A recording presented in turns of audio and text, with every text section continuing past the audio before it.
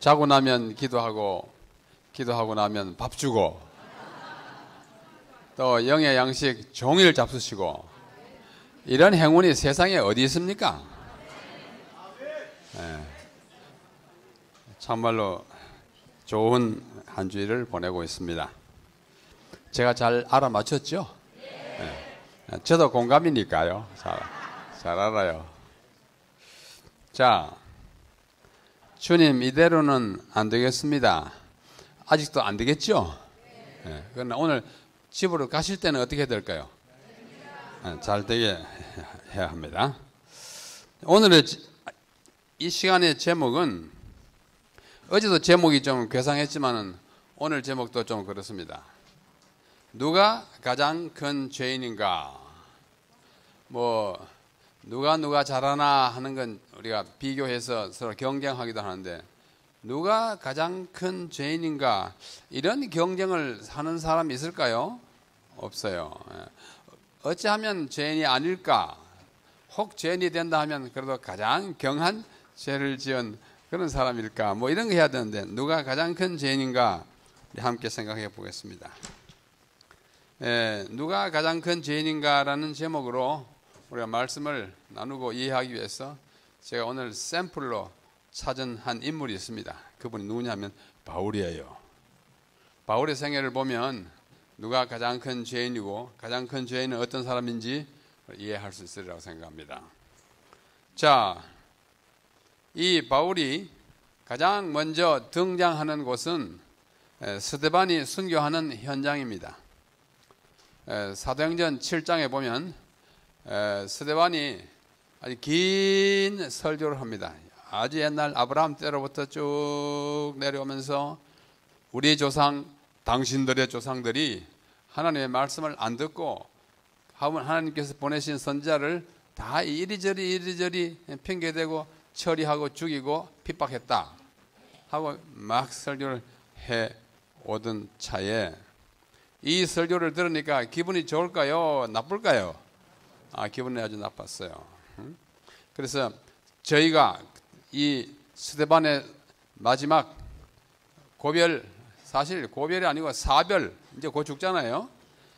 설교를 듣던 저희가 큰 소리를 지르며 귀를 막고 듣기 싫으니까 일심으로 그에게 달려들어 성 밖에 내치고 돌로 칠세. 정인들이 옷을 벗어, 정인이라 하면 이 사람이 무슨 짓을 했기에 이렇게 한다 하는 정인이 있어요. 다 거짓 정인들인데요. 옷을 벗어 사울이라 하는 청년의 발 앞에 두니라. 청년 사울의 모습입니다. 저희가 돌로 스데반을 치니 스데반이 부르짖어 가로되 주 예수여 내 영혼을 받으시옵소서 하고 무릎을 꿇고 크게 불러 가로되 주여 이 죄를 저들에게 돌리지 마옵소서. 이 말을 하고 자니라. 아주 장엄한 순교의 최후 순간입니다. 이렇게 해서 스데반이라고 하는 한 중요한 인물, 초기 교회의 아주 큰 일꾼 한 분이 순교의 이슬로 사라집니다. 이 상황을 우리가 항상 아주 영감을 받은 화가들이 그린 그림을 통해서 보는 것은 더 좋은 이해가 된다고 생각하여 이게 몇 장면을 소개합니다. 자, 누가 누군지 아시겠죠? 스데반이 돌로 맞아 죽는 마지막 장면입니다. 모두가 돌을 하나씩 들고 또는 둘을 들고 큰 돌, 작은 돌 들고 스데반을 향하여 일제히 폭격, 용단 폭격을 하는 장면이에요. 그러나 스데반은 하늘을 바라보면서 인자가 하나님의 우편에 서신 것을 보도다. 죄를 사하여 주옵소서 하고 마지막 숨을 거둡니다. 참 처참한 장면입니다. 이게 인간이에요. 이 당시의 사람이고 오늘날의 대부분의 사람이고 또 우리 속성상 우리도 이런 기질을 갖고 있어요. 그러나 극복하고 우리 주님의 뜻을 헤아려야 할 것입니다. 바로 이 장면이 있었던 그 현장은 예루살렘 구도성의 동쪽 바로 바깥입니다. 여러분들이 성지순례를 해보신 분들은 이 옆으로 반드시 지나갔는데 안내하신 분들이 말을 안 하고 지나가는 예가 많아서 어디가 어딘지 모르실 거예요. 그 앞에 보이는 뒤에 그 나무들이 있는 언덕바지가 그게 예루살렘 성 안으로 들어가는 쪽입니다. 예루살렘 기드론 골짜기 스데반이 순교한 장소로 전해지는 그 장소에 세워진 그리스 정교회 교회당입니다. 건물은 뭐 4층 건물이지만은 초라한 건물로 남아 있습니다. 그 다음에 또 가톨릭 교회는 이미 여기에 그 교회당이 하나 세워졌기 때문에 그 가까운 곳에다 또 다른 큰 건물을 하나 짓고 또 여기가 스데반이 선교한 장소라고 주장합니다. 스데반이 마지막 돌아가시기 직전의 모습을 조각으로 세워놨죠. 하늘을 보며 빈손으로 있는 모습입니다. 이게 여기 아니면 거기 그 현장이면 틀림이 없습니다. 그래서 이 스데반은 죽고 바로 다음 장 사도행전 8장에 보면 사울이 그의 죽임 당함을 마땅히 여기더라. 또 영어 성경 번역한 데 보면 기뻐하더라 이렇게 했습니다. 죽을 사람 잘 죽었다 이런 태도를 보이는 바울의 모습입니다. 이 스데반 처형의 집행관입니다. 사실상 그 사람이 사울에게 가서 청년 사울에게 보고하지 않았습니까? 아직 젊지만은 대단한 경력을 가진 사람입니다. 그날에 예루살렘에 있는 교회에 큰 핍박이 나서 사도 외에는 다 유대와 사마리아 모든 땅으로 흩어지니라. 왜? 가장 신실한 종이 순교당하는 걸 보고 위협을 느낀 나머지 산지 사방으로 다 흩어집니다. 경건한 사람들이 스데반을 장사하고 위하여 크게 울더라. 선교자를 위해서 크게 우는 것도 힘든 일이에요. 또 동조자라고 잡혀갈 위험이 있기 때문입니다. 사울이 교회를 잔멸할세 각 집에 들어가 남녀를 끌어다가 옥에 넘기더라.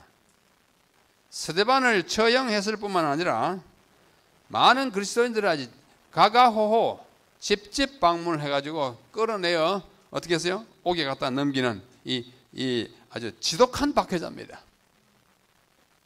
뭐 세계 기독교 역사의 유래를 찾아보기 힘드는 지독한 가가호호 뭐 전도하러 다니면 좋겠는데 가가호 찾아다니면서 마치 공산당이 무슨 뭘 색출하듯이 그렇게 합니다. 9장에 그는 큰 경험을 하게 됩니다.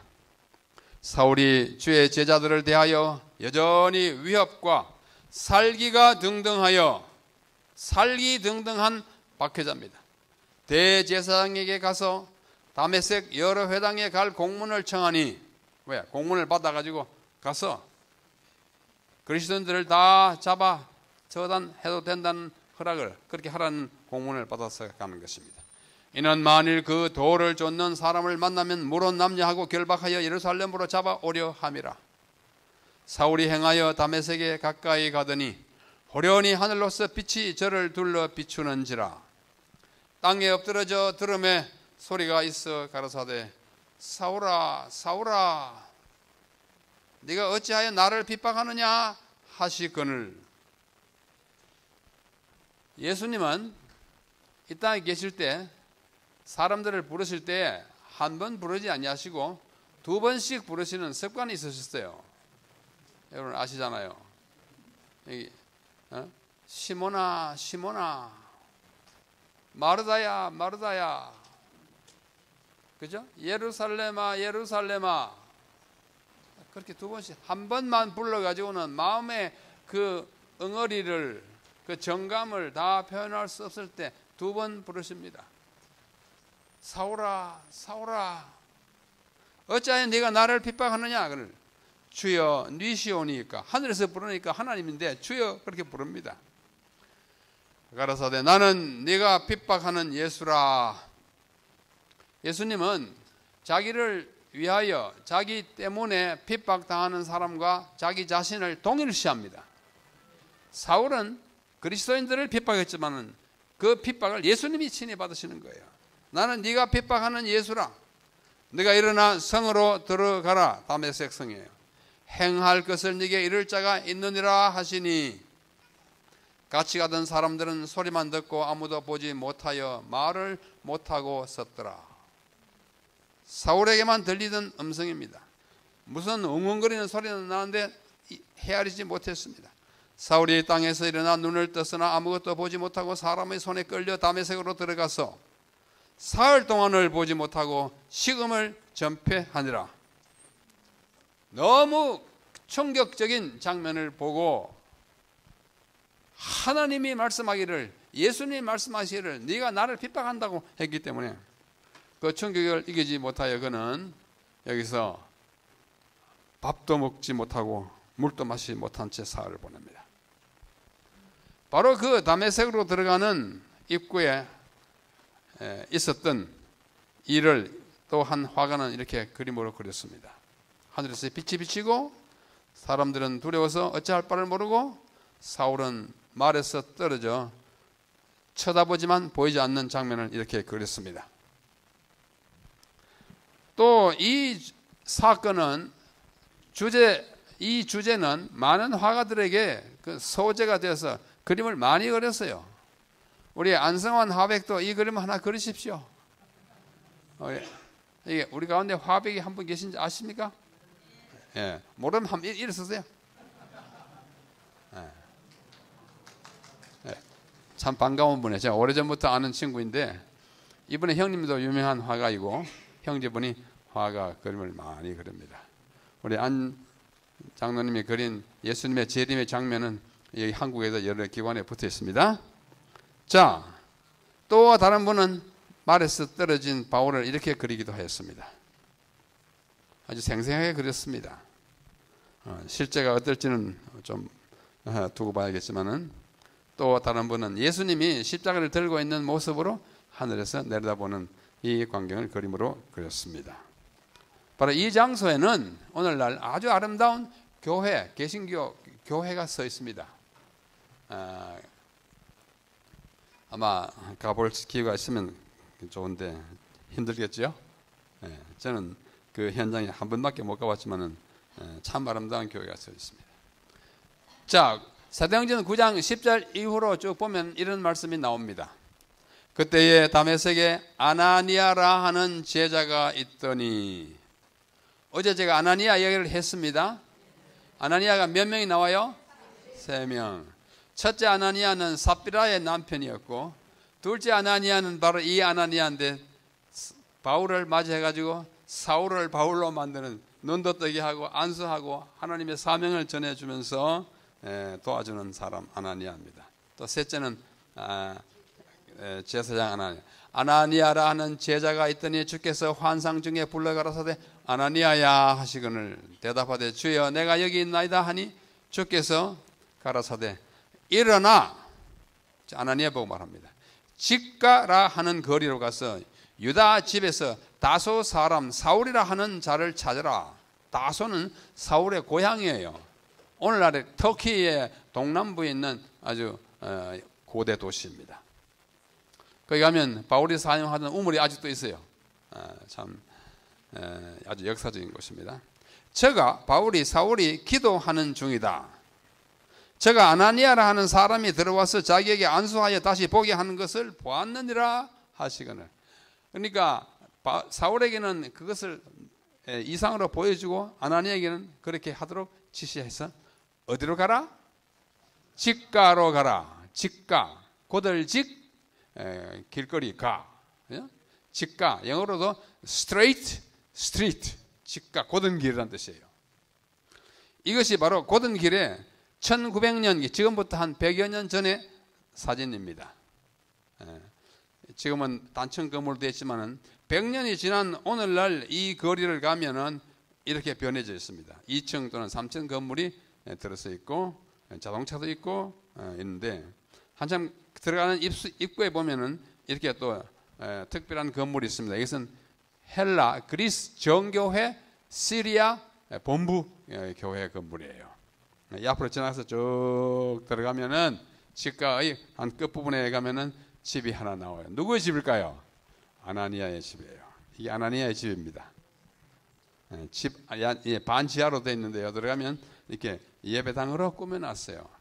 지금부터 2000년 전에 있던 아나니아의 집에 그 장소가 맞아요. 역사적으로 쭉 내려온 집이에요. 그 앞에 그림 3장이 붙어 있죠. 뭐 너무 멀어서 잘 안 보일 겁니다만은 그 3장면이에요. 첫째는 말에서 떨어진 여러분의 왼쪽에 가장 왼쪽에요. 말에서 떨어졌을 때 희미하지만 말 같은 거 보이죠? 그다음 가운데 그림은 아나니아에게 이렇게 안수받고 눈 뜨는 그림이고, 여러분의 그 왼쪽에는 광주리를 타고 이제 탈출, 이제 막 잡으러 왔어요. 그래서 도망가는 그림으로 그려놓은 입체적인 그림으로. 그다음에 그 옆방에 보면은 이게 쭉 그림이 많이 붙어 있습니다. 바울의 경험을 그 장면마다 그림으로 그린 것이 쭉 붙어 있어요. 방금 본 교회를 다시 이렇게 다른 측면에서 보면 이렇습니다. 아나니아의 집입니다. 성경의 이야기는 모두가 역사예요. 역사란 말은 진실이라는 뜻입니다. 꾸며낸 이야기가 없습니다. 여러분 다 믿으시죠? 바울의 경험이 그러합니다. 이 바울은 이제 아주 극악한 살기등등한 박해자에서 극적인 회심을 하고 정말 열성적인 사도가 됩니다. 사도행전 9장 13절. 아나니아가 대답하되 주여 이 사람에 대하여 내가 여러 사람에게 듣사온즉 그가 예루살렘에서 주의 성도에게 적지 않은 해를 끼쳤다 하더니 여기서도 주의 이름을 부르는 모든 자를 결박할 권세를 대제사장들에게 받았나이다. 아까 공문 내라 그랬죠? 그렇게 하니 주께서 말씀하시기를 가라. 이 사람은 내 이름을 이방인과 임금들과 이스라엘 자손들 앞에 전하기 위하여 택한 나의 무엇이라?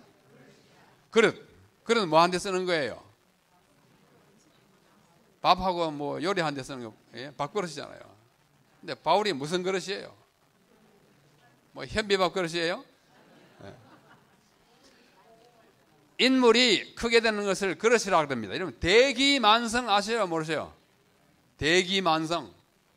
큰 그릇은 늦게 이루어진다. 그 기자가 그릇 기자인데 인물이 크게 아주 큰 그릇이다. 그런 표현입니다. 하나님도 그 표현을 쓰십니다. 여러 사람들 앞에 전하기 위하여 택한 나의 그릇이라. 그가 내 이름을 위하여 해를 얼마나 받아야 할 것을 내가 그에게 보이리라.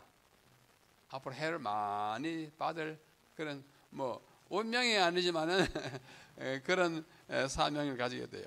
아나니아가 떠나 그 집에 들어가서 그에게 안수하여 가로되 형제 사울아 주 곧 내가 오는 길에서 나타나시던 예수께서 나를 보내어 너로 다시 보게 하시고 성령으로 충만하게 하신다 하니 즉시 사울의 눈에서 비늘 같은 것이 벗어져 다시 보게 된지라. 일어나 침례를 받고 사흘 만에 음식을 다시 먹고 힘을 얻게 되었습니다. 바로 이 순간부터 바울은 지칠 줄 모르고 끊을 줄 모르는 전도와 박해와 고난과 복음의 전파를 평생도록 하다가 순교의 이슬로 또 사라지는 것입니다. 이 아나니아가 사울에게 안수하고 눈을 뜨게 하는 장면을 또 그린 그림이에요. 제가 만약 화가라면 재주도 없는 사람이 그런 가정을 해보면 이런 그림 많이 그릴 것 같아요. 제가 미국에 살 때에 우리 안화백의 형님 바로 이웃에 살았습니다. 제가 그 어른에게 여러 번 제안했어요. 안 장로님 너무 그림이 아름답습니다. 그런데 성경의 장면들을 좀 더 많이 그리시면 좋겠습니다. 나중에 성경의 장면들을 많이 그리시더라고요. 제가 만약 화가라면 이런 그림도 그릴 것 같아요. 참 글로 읽는 것보다 그림으로 보면 더 기억과 확실성이 더 증가하게 되는 것입니다. 9장 마지막 부분에 가면 사울은 힘을 더 얻어 예수를 그리스도라 증명하여 다메섹에 사는 유대인들을 굴복시키니라. 이 사울이 얼마나 이 구변이 좋은지 막 성경을 논리적으로 쫙 설명 전부 굴복. 그렇군요. 성경을 논리적으로 증명하도록 되어 있습니까? 안 있습니까? 예? 창세기부터 예수님에 관한 이야기를 쭉 하면은 예수님이 메시아가 아닐 수가 없다고요. 여러분, 예수님이 여러분의 개인의 구주라는 걸 믿습니까? 어떻게 믿어요? 2000년 전에 그 젊은이, 예? 제 나이에 반도 못 살고 돌아가신 청년이에요. 또 우리나라로부터 그 베들레헴, 예루살렘까지 얼마인지 아세요? 8,800km. 그 먼 곳에 그 옛날에 살다가 가신 분이 어떻게 지금은 내 구주인 걸 어떻게 믿느냐 이거예요. 여러분 참 믿음도 큽니다. 예? 어떻게 믿을 수 있어요? 장로님 믿을 수 있어요? 뭘 보고 믿어요? 못 믿어요. 그러나 이 성경 자세히 보면요, 구구절절히 예수님이 그렇게 오시고 그렇게 사시고 그렇게 활동하시고 그 사명을 가지고 온 것을 우리는 승복할 수밖에 없기 때문에 성경을 자세히 알면 이제는 믿을 수 없는 게 있어요. 안 믿을 수가 없다니까요. 그것이 성경이에요. 정말로 바울이 그런 걸 꿰뚫어 알았기 때문에 유대인들이 잘 아는 성경 잘 아는 그분들이 쫙 논리적으로 역사적으로 설명, 그분이 바로 메시아군요. 굴복하는 것입니다. 굴복시키니라. 여러 날이 지나면 유대인들이 사울 죽이기를 공모하더니, 왜요? 논리로는 굴복하지만은 믿음이 없으니까 이 사람 처치하고 싶은 거예요. 그 계고가 사울에게 알려지니라. 계교, 그 나쁜 흉계. 저희가 그를 죽이려고 밤낮으로 성문까지 지키거늘. 왜? 도망갈까봐. 도망도 못 가고 있습니다. 그래서 그의 제자들이 밤에 광주리에 사울을 담아 성에서 달아내리니라. 그림 참 실감나게 그렸죠? 이게 밤인지 아닌지 어떻게 알아요? 저기 달이 보름달이 비치잖아요. 그죠? 네, 그림 참 잘 그렸어요. 네. 이렇게 도망갈 수밖에 없었던 사울입니다. 도망가서 그는 계속적으로 열정적인 전도자가 됩니다.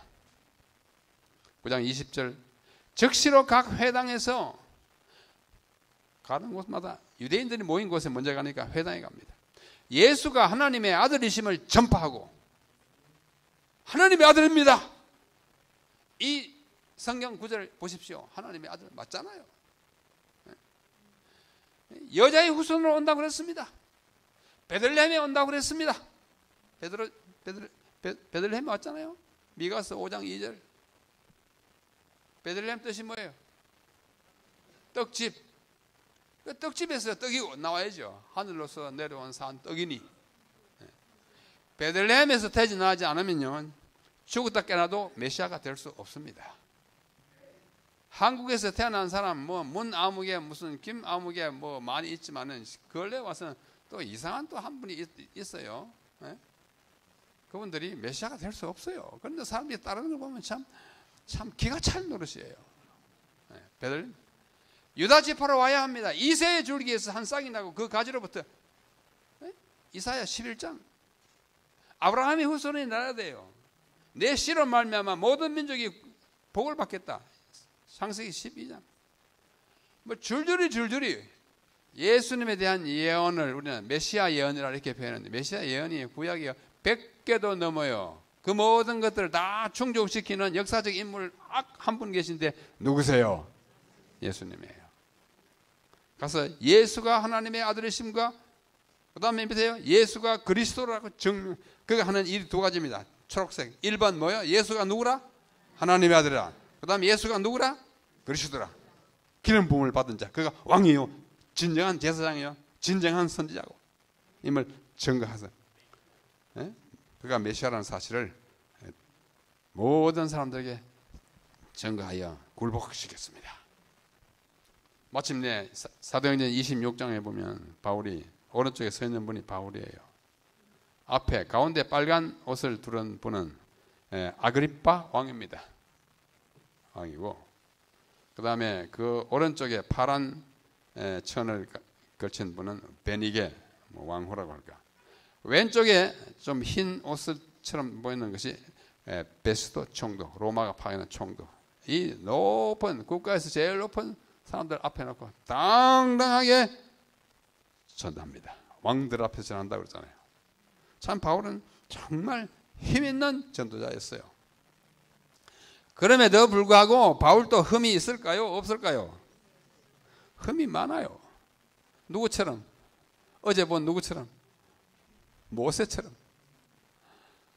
모세 정말 흠이 많은 사람이에요. 자, 수일 후에 사도행전 15장 마지막입니다. 13장으로부터 제1차 전도 여행을 쭉 갔어요. 누구와 같이 갔는 거니? 바나바라고 하는 제자와 바나바의 생질. 여러분 생질 아시죠? 생질은 뭐 어떤 사람이 생질이에요? 누님이나 여동생의 아들 생질이라고 그래요. 거꾸로는 외삼촌이에요. 나의 외삼촌. 외삼촌은 제가 생질. 바나바의 누님이나 여동생이 이 마가의 어머니예요. 근데 바나바의 생질 마가와 셋이서 가요. 이 마가는 원래 이름이 요한인데 이 당시에 로마의 풍속을 따라서 마가라는 이름을 가졌습니다. 시몬 베드로 이렇게 하듯이 마가 요한이에요. 자, 이 요한은 조카 생질이기 때문에 가장 젊어야 한 20대 초반에 뭐 이런 젊은이를 조수로 데리고 초기 교회에 가장 위대하고 강력한 두 전도자 바울과 바나바가 전도 여행을 가는데, 이 마가는 전에 내려오는 그 성경 밖의 역사나 성경의 기록에 보면 굉장히 겁이 많은 청년이었어요. 그의 어머니는 예수님을 가장 가까이 따라간 여제자입니다. 또 그 집이 좀 부유해가지고 예루살렘에 그 성 밖에 집이 있었는데 마가의 다락방이 그 집이에요. 그 가서. 근데 예수님이 그 집에 어머니가 아주 신실한 여제자이기 때문에 그 집에 자주 왔어요. 또 집이 부자니까 쌀 뒤주에 쌀이 넉넉해가지고 12제자 데리고 와서 언제나 밥을 대접받고 거기 자고. 다락방이 커요. 다락방 우리 뭐 집 초가집 다락방 아닙니다. 다락방이 큰 집에 그래서 자고 전도 계획을 세우고 하는데도 마가는 한 번도 예수님을 문 열고 나가서 어서 오십시오 이렇게 환영해 본 적이 없어요. 왜? 성격이 좀 암돼가지고 늘 이렇게 예수님이 어머니가 열심히 따르니까 궁금하긴 한데 이렇게 문구멍을 뚫어가지고 이렇게 보긴 하고 나가 보지 않던 사람입니다. 근데 나중에 이제 철이 들고 마음이 넓어져가지고 예수님이 돌아가신 다음에야 따르게 됩니다. 마가복음이 바로 그가 쓴 첫 번째 복음이에요. 사복음서가 제일 먼저 기록된 것인데, 그 마가복음 14장 50절, 51절, 2절에 보면 예수님이 잡혀 돌아가시는 그날 밤에 한 청년이 벗은 몸에 배헌이불을 두르고 무리를 따라가다가 군병에게 잡힘에 그 배헌이불을 벗어젖힌 채 어떻게 도망가니라? 벗은 몸으로. 뭐 알몸은 아니겠지만은 벗은 몸으로. 뭐 러닝샷스 입고 팬츠 입겠지. 아이고 내 잡히면 안 되겠다. 줄도망을 하던 그 청년이 마가 자신이라고 초기 교회부터 지금까지 전해 내려오고 있습니다. 내가 그러기에는 너무 창피하니까 그렇게 했는데 그만큼 겁 많은 사람이었어요. 그러나 어머니와 외삼촌의 강군에 못 이겨 외삼촌이 그를 데리고 바울과 함께 전도여행을 가는데 그 지중해를 가로질러서 저기 오늘날 터키의 밤빌리아 바로 밑에까지 갔어요. 밤빌리아, 뭐 루스드라, 더베, 이고니온 쭉 가잖아요. 근데 그 밤빌리아를 가려면 큰 그 산맥 고개를 넘어가야 돼요. 근데 마가가 배 타고 오늘 날 배 타고 뭐 우리가 뭐 울릉도 가는 것처럼 뭐 하루만 타고 그런 게 아니에요. 지중해는 큰 바다예요. 그 당시에 또 배 속도가 느리고. 그래서 가면서 이제 전도하고. 자, 세 사람이 전도 여행하면 뭐가 필요해요? 양식도 필요하고 전도 자료도 필요하고 또 갈아입을 옷도 필요하고 매일 저녁에 빨래를 누가 할까? 누가 해요? 조수가 해야죠. 당연히 해야지. 생전에 집에서 손에다 물 안 묻혀보던 이 청년이 이 빨래 하려니까 막 힘들어. 간신히 배에 내려가지고 그날 밤 잠을 자는데 내일 넘어갈 저 밤빌리아 산을 쳐다보니까 도저히 못 가겠어요. 그래서 고운한 잠을 주무시는 바울 외삼촌과 그 위대한 사도 바울이 주무시면서 아직 깨지기도 전에 마가는 잠이 안 와서 일어나가지고 에라 모르겠다. 어제 도착한 그 항구에 그래가지고 배를 타고 예루살렘으로 도망합니다. 여러분 도망하지 마세요. 도망은 한 번 하면 두 번째 하는 도망 아주 쉬워요. 아까 한 번 도망갔잖아요. 네, 이번에 또 도망갔어요. 아침에 나가지고 마가야 일어나라. 아무리 해도 뭐 있어야지. 보니까 땡 비어 있어요. 어디 뭐 아침 조깅 나갔나? 아무리 기다려도 오지 않아. 할 수 없이 얘가 도망갔구나 생각하고 물어봤겠지. 한국에 와가지고 이런 청년이 있느냐. 오늘 아침에 배 타고 갔다고. 그래서 나머지 그 길고도 먼 여행을 누구요?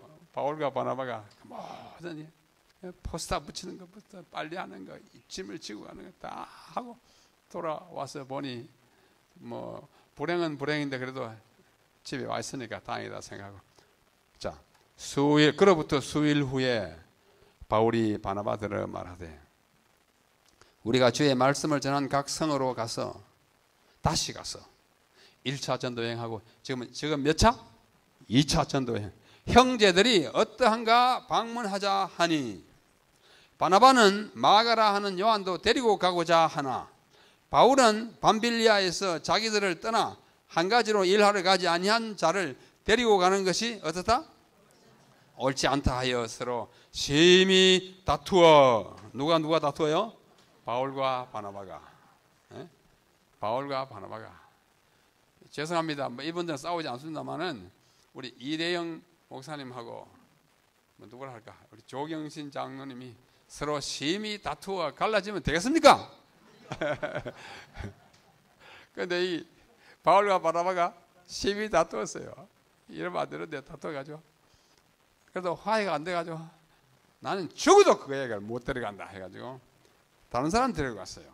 예?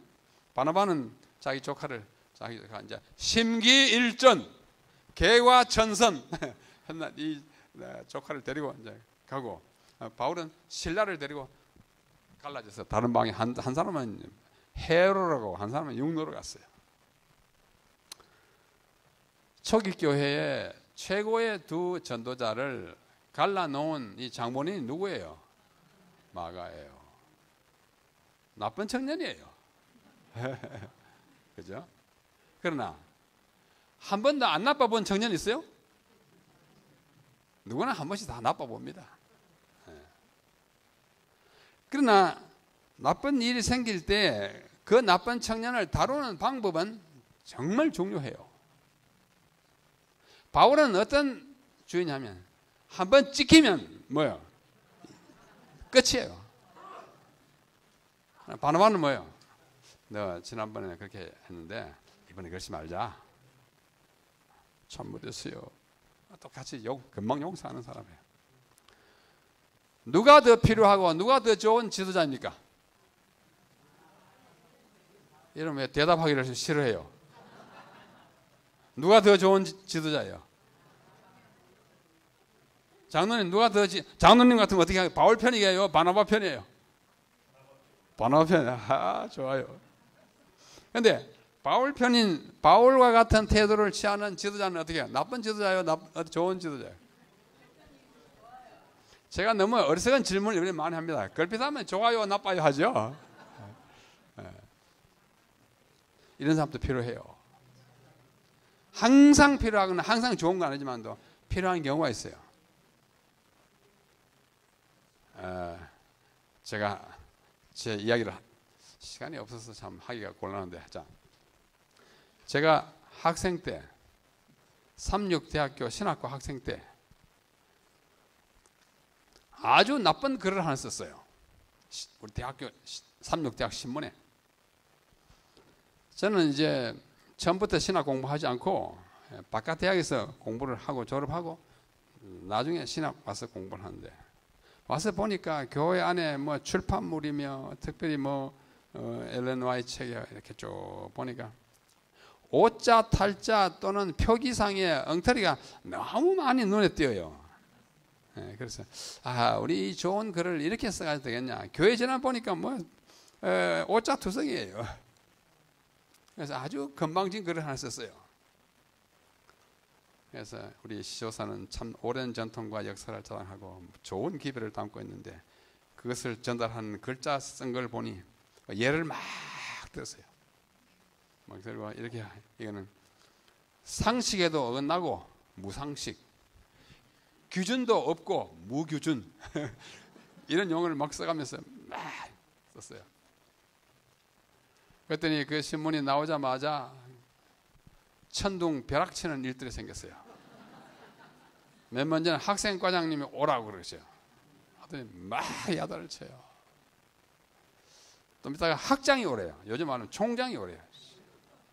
총장실에 가서 또 야단을 많이 맞고. 그러면서 저하고 그다음에 학생회장 아무 죄가 없어요. 그러나 학생회장이 이제 학생들을 거느리니까 학생회장하고 나하고 연합회 가서 교회 진압 편집자에게 가고 시조사 편집국장에게 가서 사과하래요. 저는 아직 시조사의 건물에 한 번도 들어가 본 적이 없는 사람이에요. 연합회 건물에도 한 번도 들어가 본 적이 없어요. 바깥에 학교 봤다는 소니까. 그래서 가라 그래서 버스를 타고 연합회 안에 들어가서 먼저 시조사 편집국장실로 갔어요. 그런데 그 들어가니까 열대 지방의 나무가 키가 자라가 천정을 거의 다 덮을 정도로 아주 갈망인데, 편집국장님이 딱 보시더니 자네가 남대국이야? 네. 그 순간부터 30여 분 동안 폭포 같은 꾸중을 하시는데, 야, 저는 세상에 이런 언어도 있나 싶었어요. 듣도 보도 못한 언어를 말하고, 제가 쓴 단어들을 아까 무교준, 무상식, 막 이렇게 하면서 막 야단을 쳐요. 옆에 서 있는 학생회장은 괜히 야단 맞는 거예요. 학생회장이 얼굴이 원래 빨간데 그날 내가 딱 훔쳐보니까 빨간 걸 넘어 새까맣게 됐어요. 30분 동안 무동자세로 얼마나 극심한 호통을 맞았는지. 그 꾸중한테 지시도 않나 봐요. 우리는 파죽음이 돼가지고 시간을 딱 보니까 30분 넘었어요. 가봐! 물러갔어요. 이제 아직도 한 번 더 해야 돼요. 교회 전환 편집자에게. 자, 이게 뭐 찾아가지고 가니까 뭐 반지하시더라고요. 두 분 다 목사님이에요. 근데 이분은 얼굴에 좀 핏기가 있고 이렇게 좀 그렇게 되신 분이 보니까 뭐 30분 동안 지금 뭐 얼차리 해가지고 야단을 맞고 왔는데 한 번 더 하려고 하니까 이제 오늘 죽었다 싶어요. 딱 들어가니까 이분이 싱글싱글 웃으시면서 자네가 남대구이야? 네. 아 그래 잘 왔어. 괜찮아. 젊을 때는 말이야 그런 글도 쓸 수 있어. 잘 썼어. 뭐 잘못한 거 없는데 그러나 방법만 조금 하면 앞으로 좋은 글을 잘 쓸 수 있을 것 같아.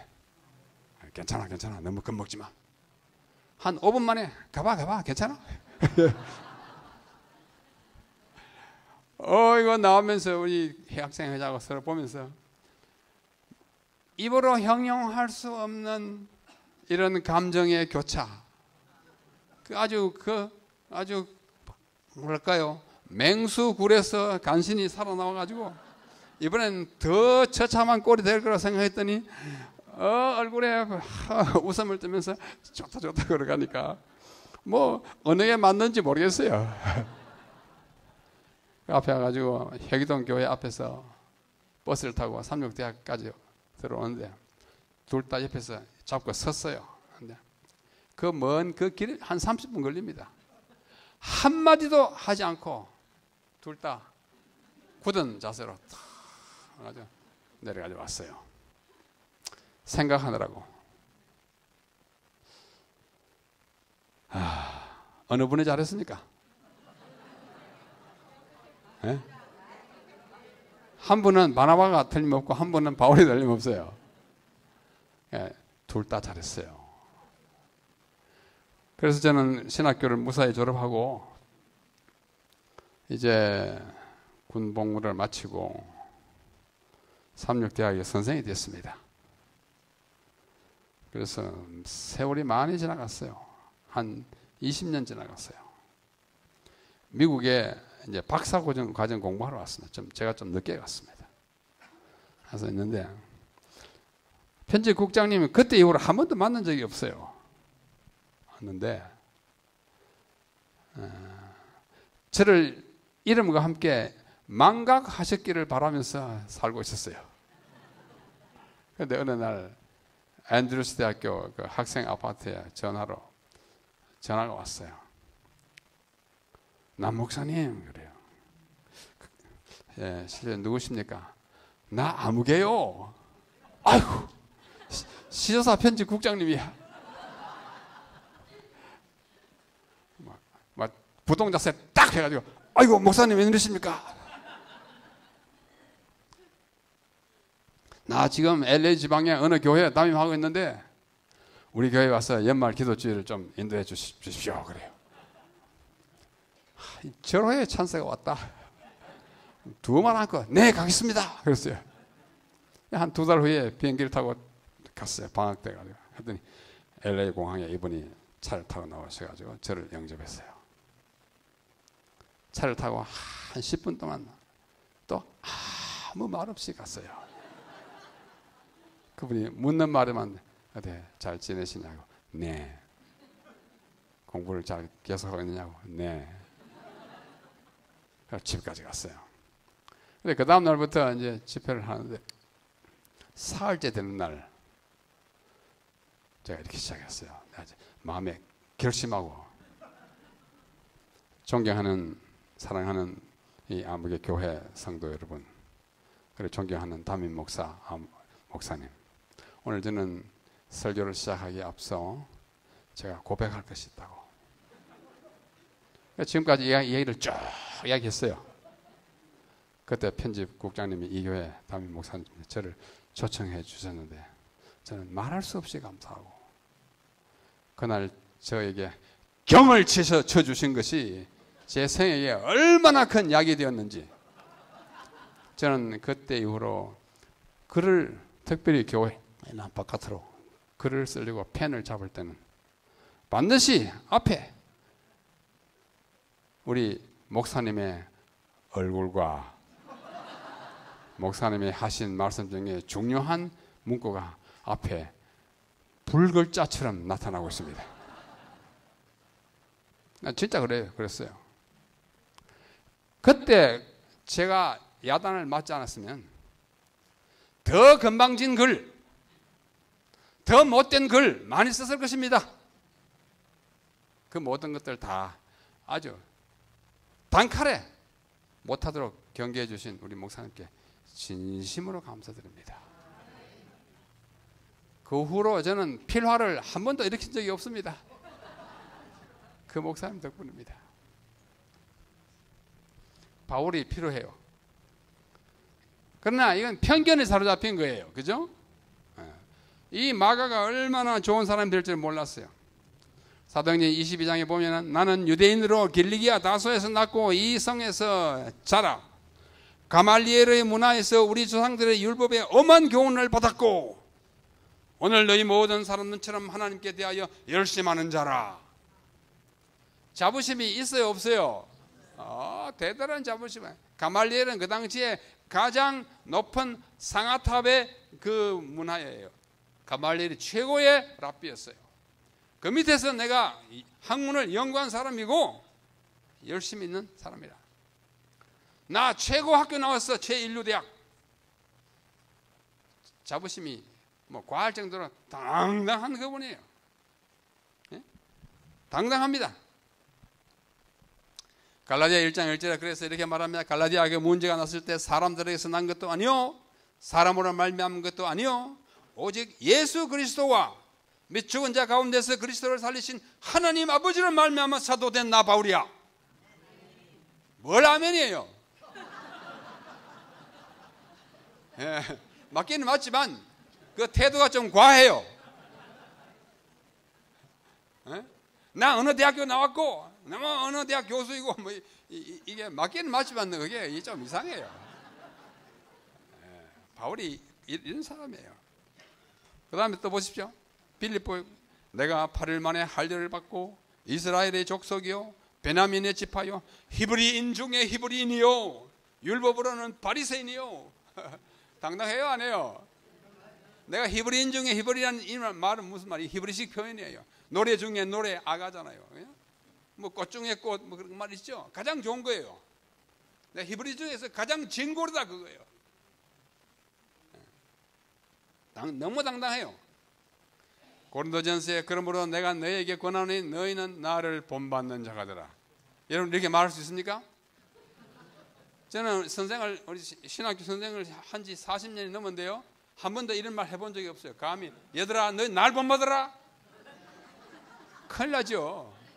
내가 그리스도를 본받는 자된 같이 너희는 나를 본받는 자가 되라고 당당하게 말할 수 있는 그런 능력도 있었지만은 그 태도가 좀 과합니다.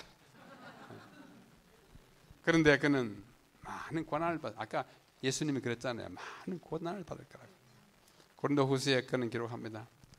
저희가 히브리인이냐? 나도 그러하며. 저희가 이스라엘인이냐? 나도 그러하며.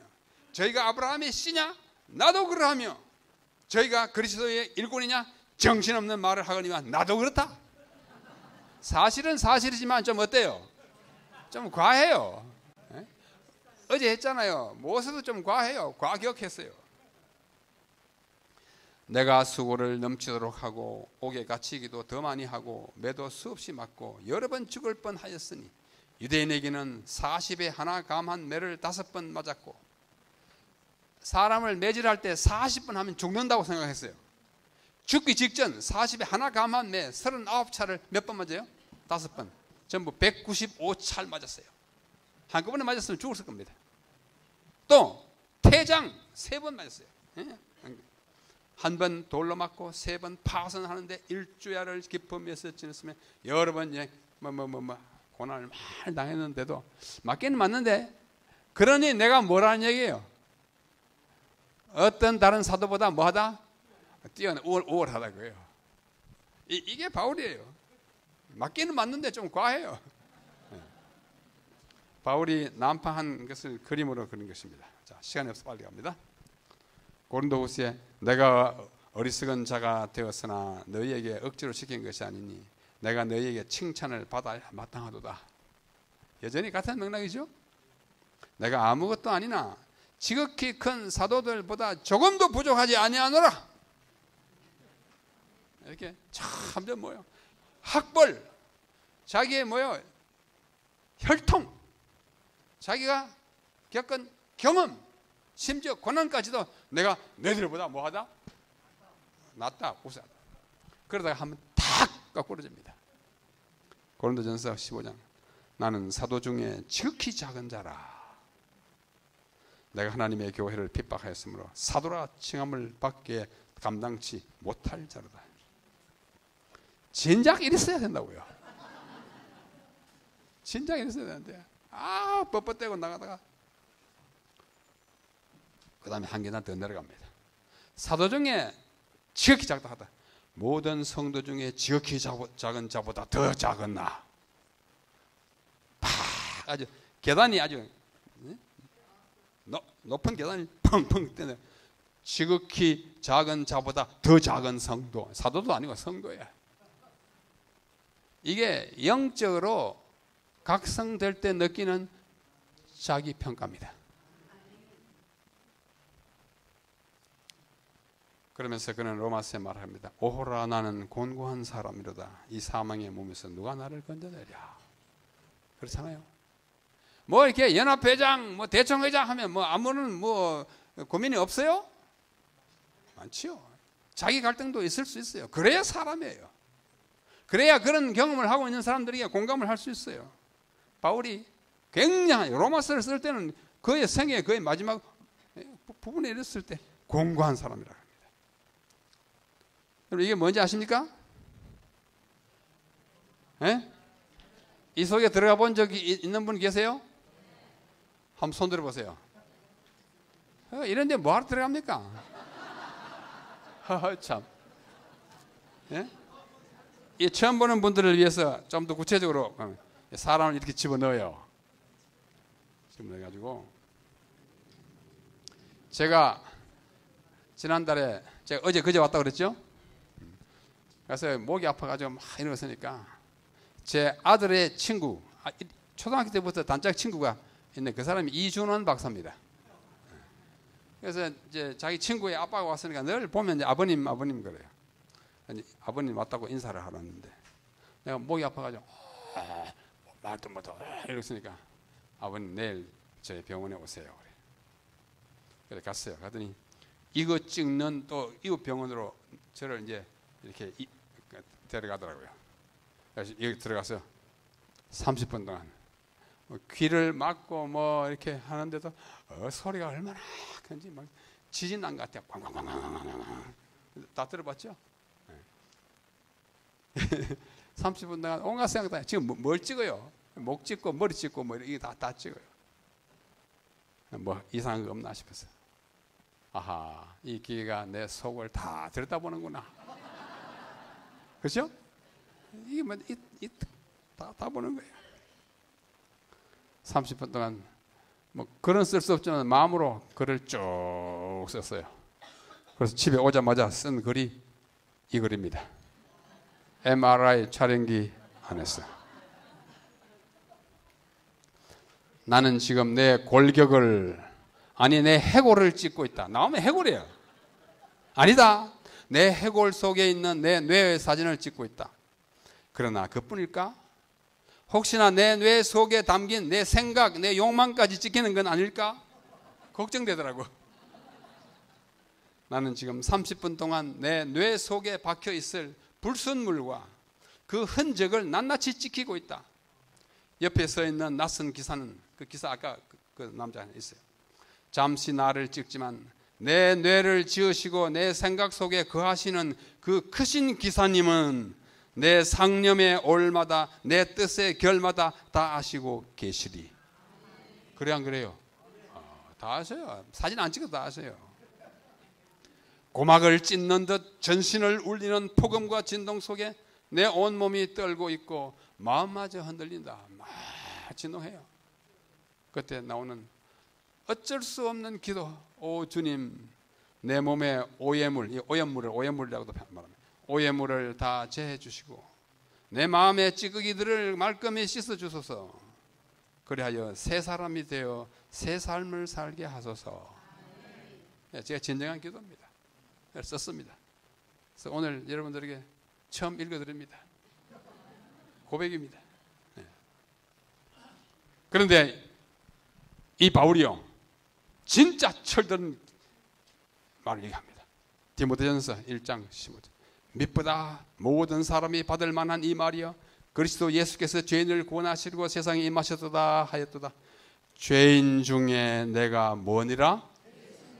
괴순이라. 사도 중에 내가 뭐가 못났냐? 사도 중에 맨 꼬랍이다. 아니다. 성도 중에 제일 낮은 자보다 더 낫다. 이젠 뭐요? 밑바닥까지. 죄인 중에 뭐다? 뭐 괴수면 다 좋은 거 아니에요? 이제 진짜 영적으로 철든. 이 디모데 전서는 옥중서신이잖아요. 죽기 전에 쓴 거예요. 디모데 전서 후서. 왜 이런 느낌이 이제야 들었을까요? 그가 무엇을 하였기에? 뭐 했어요? 믿음이 생긴 거예요. 십자가를 본 것입니다. 믿음이 없이는 기쁘시게 못하나니 하나님께 나아가는 자는 반드시 그가 계신 것, 그의 존재하는 것과 또한 그가 자기를 찾는 자들에게 상 주시는 시상, 보상하는 이이심을 믿어야 할지니 하나님이 계신데 내가 너무 까불었다 그거예요. 너무 잘난 척 했다 그거예요. 나의 학벌과 나의 출신과 나의 혈통을 너무 자랑했다 그거예요. 아이고, 내가 정말로 이 밑바닥에 있는 죄인인 것을 십자가를 발견했을 때 이것이 느끼는 것입니다. 그래야 내가 너희 중에서 예수 그리스도와 그의 십자가에 못 박히신 것 외에는 아무것도 자랑하지 아니하기로 작정했어요. 알지 않기로 작정했어요. 철든 것입니다. 갈라디아서의 맨 마지막 부분에 그러나 내게는 우리 주 예수 그리스도의 십자가 외에는 결코 자랑할 것이 없으니 그리스도로 말미암아 세상이 나를 대하여 십자가에 못 박히고 내가 또한 세상을 대하여 십자가에 다 못 박히고 나니까 자기 남은 게 뭐예요? 죄밖에 없는 것입니다. 여러분, 이 깨달음에 바울은 복잡한 과정을 통하여 간신히 깨달았지만 여러분은 오늘 깨달으시기 바랍니다. 날마다 깨달으셔야 합니다. Steps to Christ, 정로의 계단 17페이지에 우리가 하나님의 품성을 십자가에 비추어서 연구할수록 그의 자비와 온유와 공평과 의로 섞인 사유, 용서를 깨닫게 되는 것이요. 십자가를 통하지 않고는 예수님의 하나님의 그 심성, 속성, 우리를 향한 마음을 이해할 수가 없습니다. 십자가에 우리가 부딪혀서 깨져야 합니다. 여기 또 같은 책 31쪽에 그대가 자신의 악함을 깨달으면 스스로 개선하기를 지체하지 말아라. 그리스도께 나아갈 만큼 선하지 못하다고 생각하는 자가 얼마나 많은지 모르는. 아무리 악하더라도 어떻게 악한 것 때문에 자신을 지지 말고 악하구나 하고 또 일어나는 거예요. 네? 우리의 돕는 도움은 오직 하나님께만 있다. 우리는 누가 좀 더 힘있게 권고해 주기를 기다리지도 말 것이고 좀 더 좋은 기분을 돌아오도록 기다릴 것도 아니다. 우리는 우리 스스로 아무것도 할 수 없다. 우리는 그리스도께로 그대로 나아갈 것이다 라고 말씀합니다. 31페이지에 그러나 아무든지 하나님께서는 사랑과 자비가 크심으로 그의 은혜를 저버린 자라도 구원하실 것이라는 생각으로 스스로를 속지 말라. 그냥 있으면 안 돼요. 일어나서 나아가야 합니다. 죄가 심히 악하다는 사실은 다만 십자가에 비추어서만 헤아릴 수 있다. 바울이 그걸 늦게 깨달았어요. 그러니까 자기가 그 위풍당당하던 사람이 아주 괴수 죄인이 된 것입니다. 가려 뽑은 기별 1권 오직 십자가를 통해서만 죄인은 죄의 본거지로부터 떠날 수 있으며 악의 동맹한 세력에서 벗어날 수 있고 매번 십자가에 접근할 때마다 그의 심령은 순화되고 그는 참회하는 마음으로 하나님의 아들을 십자가에 못 박은 것은 나의 죄였다고 외치게 될 것이다. 우리 죄인으로 살아야 돼요. 그는 뭐예요? 용서받은 죄인이에요. 기쁜 죄인이에요. 네? 이 스가랴 뽑은 기별 1권 382페이지에 많은 사람들은 안락하고 태평하며 십자가가 없는 신앙생활을 살면서 저들 자신의 영혼을 뭐하고 있다? 속이고 있다. 이렇게 하면 안 됩니다. 십자가가 없는 삶은 그냥 무예요. 멸망이에요. 십자가가 없는 신앙생활은 뭐예요? 우리가 이대로는 안 되겠다는 상태예요. 이대로 안 됩니다. 우리 모두 십자가 안에서 살게 되기를 간절히 바랍니다. 그러면 누가 가장 큰 죄인입니까? 누구예요? 사도 바울이에요. 죄인 괴수를 했잖아요. 괴수. 그러나 자기가 죄인 괴수임을 깨달을 때 그는 가장 의인이라는 사실을 여러분 아십니까? 가장 큰 죄인은 괴수는 자기가 괴수라는 것을 알 때 가장 어디에 가까이 나간 사람이에요? 십자가에 가까이 나간 사람. 우리 모두 죄인으로 인식하고 동료 죄인에 대하여 한없는 긍휼과 자비와 이해를 가지고 살아가면서 그러나 이 괴수를 의인이라 성도라 일컬어 주신 우리 주님께 감사하면서 기쁜 죄인으로 즐거운 괴수로 살아가는 우리 모두가 되시기를 간절히 바랍니다.